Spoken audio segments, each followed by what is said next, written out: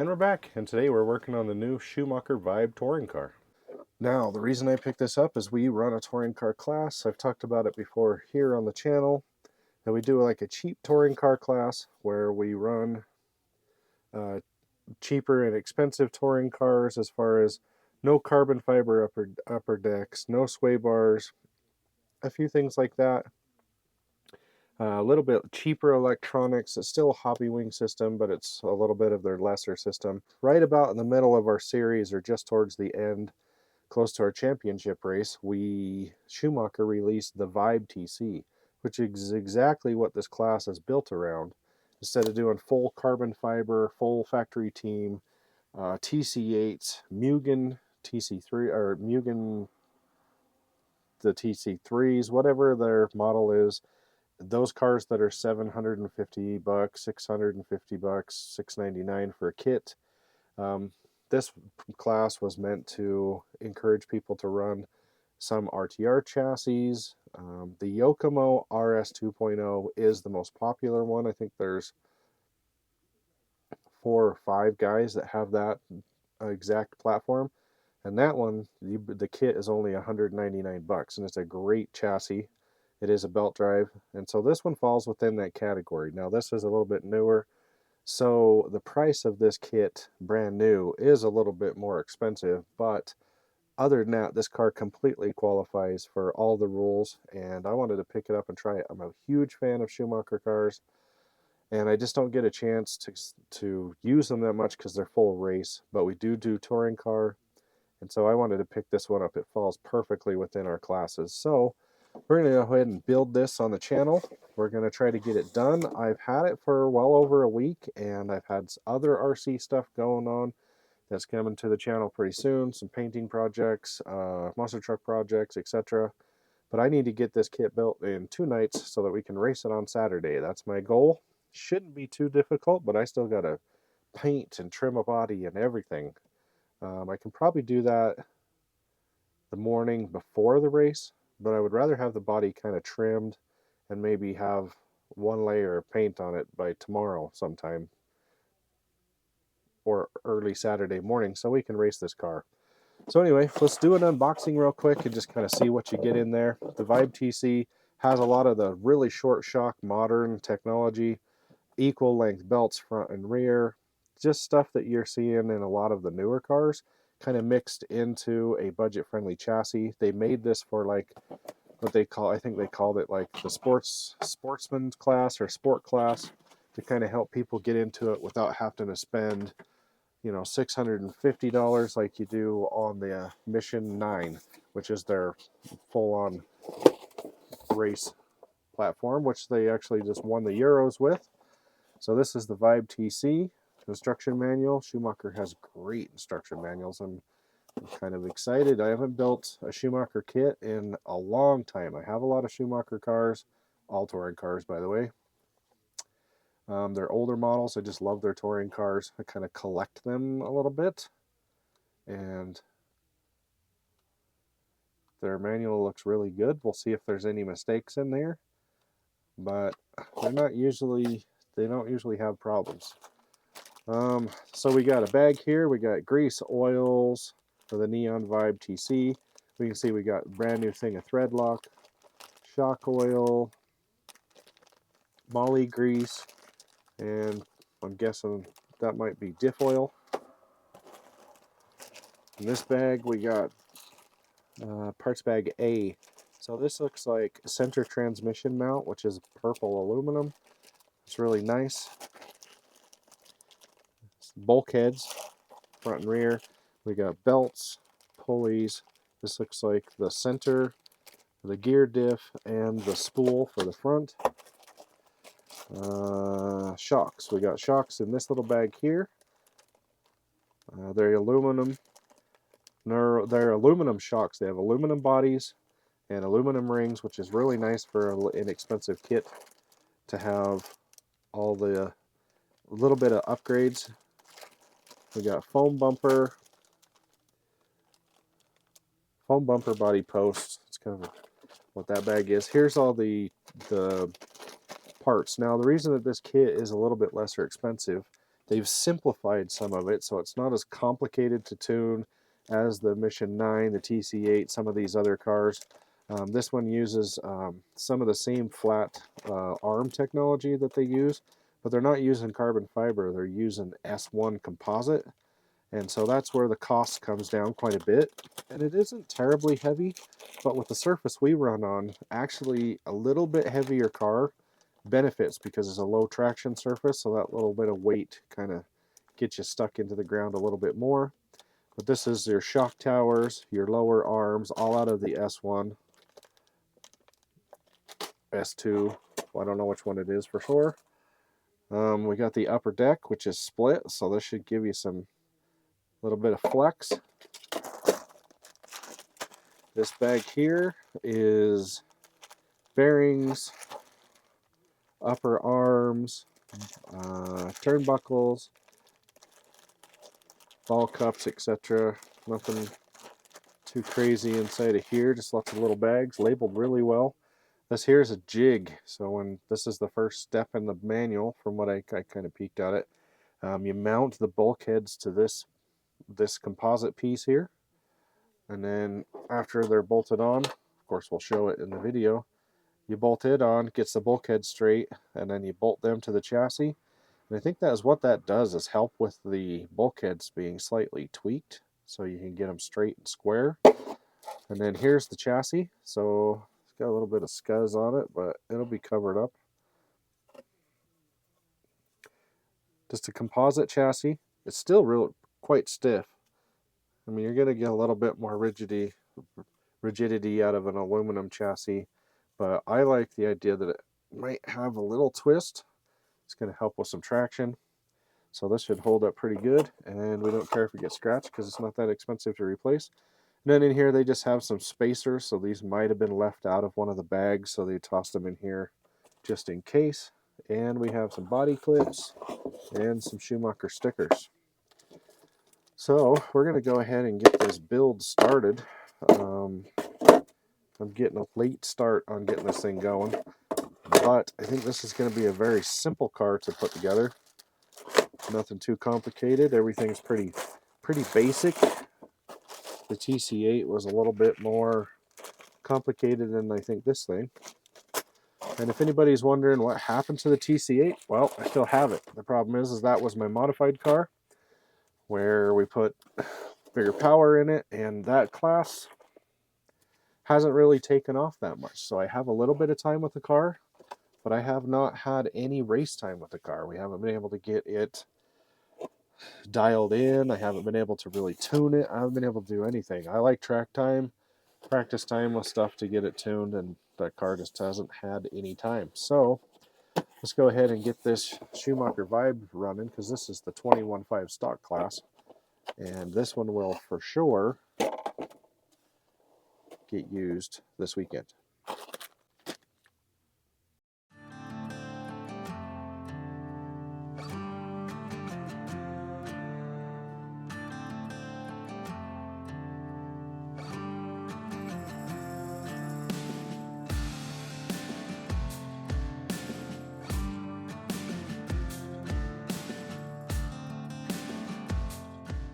We've made it through 2 pages. Everything's going pretty good. The only thing I would say is make sure you follow the directions. At the top here it says race tip. They recommend using moly grease, which it comes with some moly grease. This little tiny thing here on all your screws that are screwing into plastic, and they have a very high fiber content, it feels like, to their plastics. It makes it really stiff. But the screws are, without that grease, they're very hard to get in. They'll like catch, and you can feel them just grabbing onto that plastic. Screws also get really hot when you use the driver into the plastic, and so that makes them even stick worse. So yeah, use the grease. The only thing I like about the grease is it leaves a residue all over everything, so I'll have to go through and clean out all the areas where it is, so we don't have just dirt sticking to everything on this car. But at this point, everything's going good. We're not too far into it, and just wanted to say, go ahead and use that grease.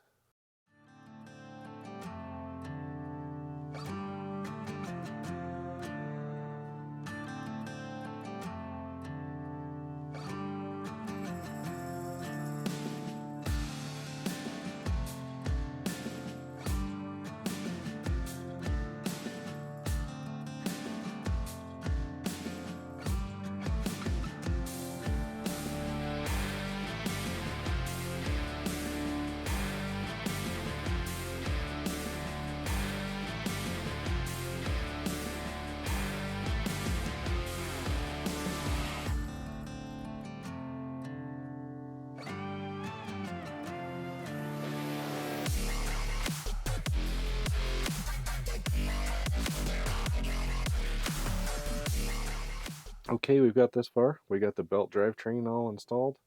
We've got our belt tension where we want it because the top shaft is because the top deck is installed, and we got the belts where we want them, not too tight. They're gonna settle in after the first couple runs, and then so we got 2 clicks in the rear, 1 click loose in the front, and they feel about equal, and everything is fitting together so nice. The instructions are really good.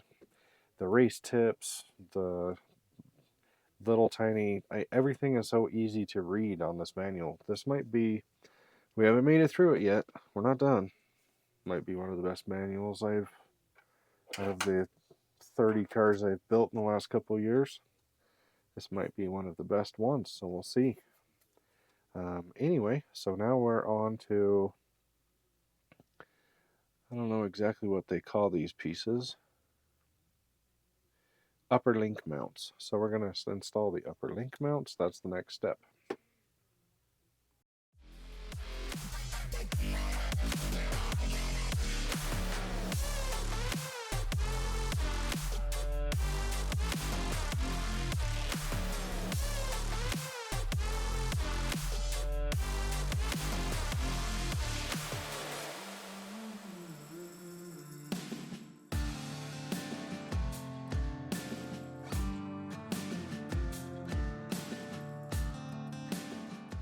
Okay guys, this is how far we got last night. We got tonight to get this thing built and try to get it painted. Not in too terrible of a rush. I mean, if I don't make it, I have another car I can run, but I would like to run this tomorrow, so we're going to go ahead and get it done.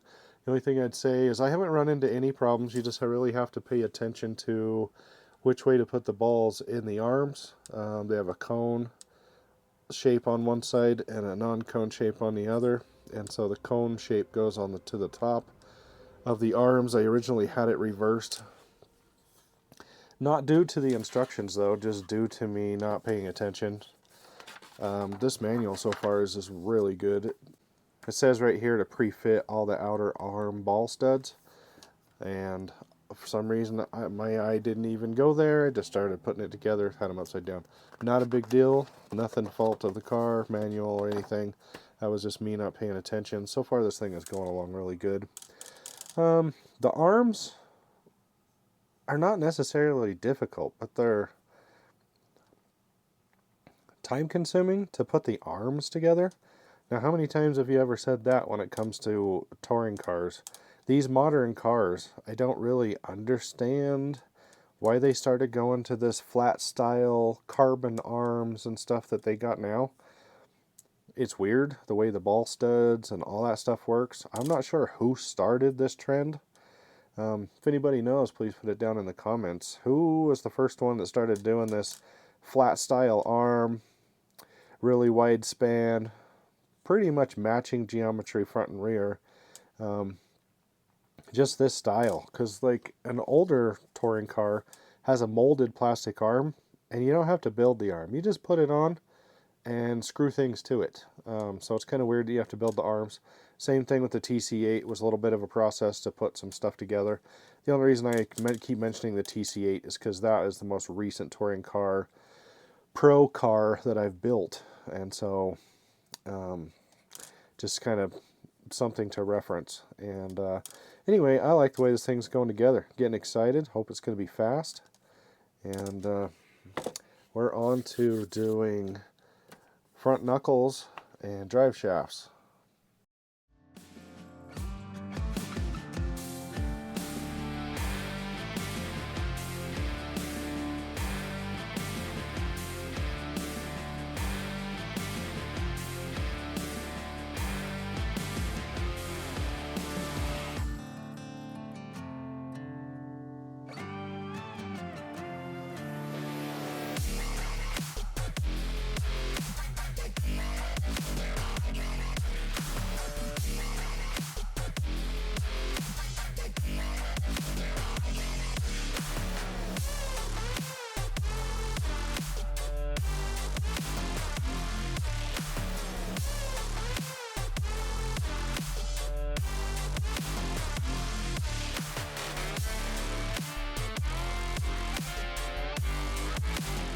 I'm trying not to hurry through the video, but there really isn't much to talk about. This thing is going together so smooth. The instructions are really good. And I know I keep talking about that, but I've put together so many kits in the last 3 years. I mean, I'm talking more than average person probably. And the instructions are so good. They tell you every single thing you need to know. Little race tips, and it's just making everything go so smooth. Everything fits really nice. And so we got the upper arms on. The arms are all done. The only thing I would say that I got confused on is, let's flip back here real quick just to mention. This picture here, I wasn't paying attention to it, but it shows the front hub, or the front steering knuckle. Go ahead and bolt this fiberglass piece on, which is this piece here. While front and rear look exactly the same, except for the front is longer, and somehow, when I just reached over and grabbed a few things, I didn't even look at the next page to see that there's also a diagram of the other one. They just looked the same, so I went ahead and bolted it on and realized that I had them wrong. So nothing to do with the thing, nothing to do with the kit or the assembly, just me getting ahead of myself, which is what you have a tendency to do when you build a lot, because you think you know more than manual, and you just get ahead of yourself. So I like these double cardan drive shafts, or double CVs in the front. We got universals in the rear. I mean, for a cheaper car, can't ask for anything better. They look like they're all hardened steel. They have nice coating on them so they don't get rusty and gross. We're on to bag A, step 14. And I haven't went over what servo we're using, but we're going to use the Reefs 299 LP. I went back and forth on which servo to use. I wanted to use a KO Propo servo. I had a Sasanwa servo in my other car. When I decided to go this route, I went with the purple one because I thought it would match. The color's not really the same, but it is what it is. These servos are super fast. Reefs has a good warranty, so this one should still work pretty good. It's too bad the color isn't closer, but it's alright. So we're going to use the 299 LP. We're going to go ahead and get that bolted up.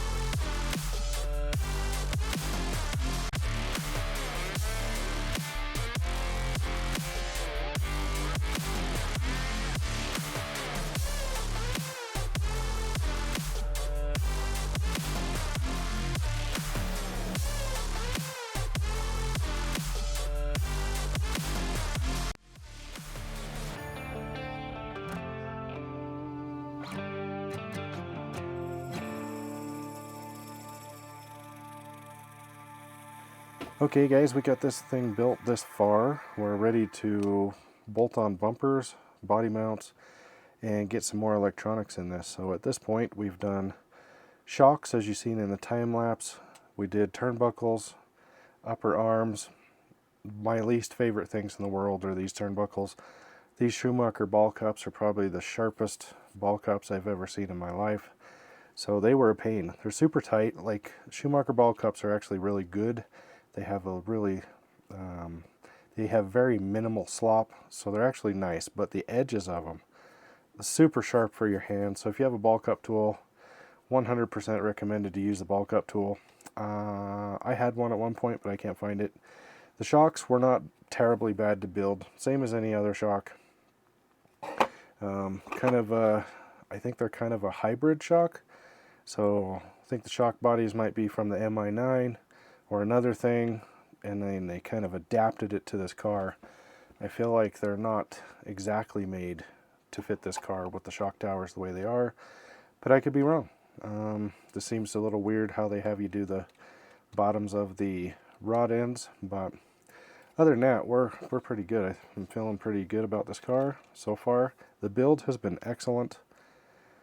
The only issue I have run into is in the shocks. They say here, we'll go back a couple pages here. They recommend here you put 2 of these really thin shims. They're like 1/2 millimeter or less. They're very, very thin. They say they recommend 2 for better sealing. Add shims A for less friction. Remove them. We suggest you start with 2, so that would be 8. I only had 6, so I didn't have enough to do it. So 2 shocks have 2 shims, 2 shocks have 1 shim.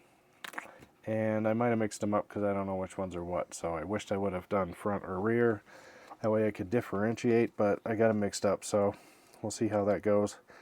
Also says here, which was a little disappointing because it says here, once the shock is assembled, fill with oil and allow the O-rings to expand slightly, then rebuild before use. Interesting. I don't know why they just didn't put this in the very first step of the manual. Put your O-rings in shock oil, so when you get to this point, they're already ready to go. That would have been pretty easy, because at this point, you're ready to do shocks, but they want you to build them and then tear them apart and rebuild them. That's a little confusing. The only 2 parts of this whole manual have to do with the shocks that I think is a little confusing. Don't like that and the missing shims, but all in all, pretty good build, really good manual. I love this manual. It's probably one of the best I've seen. I think everybody should take lessons from what Schumacher's doing here with their manuals. Very easy to read. I mean, multi-language it is not, so maybe that's a drawback, but for English it's perfect. Not too cluttered up, not too much stuff to do. Everything is well thought out. The steps here, everything has been right on. Haven't had any issues that I can see. All the legends have been good. So we are we mounted the shocks. We got LiPo mounting assembly. We've got bumpers and body mounts.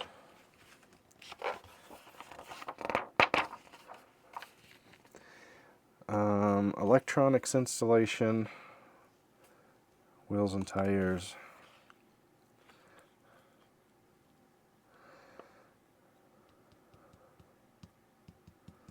Anti-roll bar set, which this car does not come with anti-roll bars, but it does give you instructions on how to install it. Our class does not allow roll bars for what we're doing. It's a cheap car, you got to tune it through the spring, no anti-roll bars. So once we get to here, we're pretty much done with this kit. We do have to fit a body and get it all cut out, but that's a different video. And yeah, okay, well, let's get the bumper and body mounts on and LiPo mount. We're done.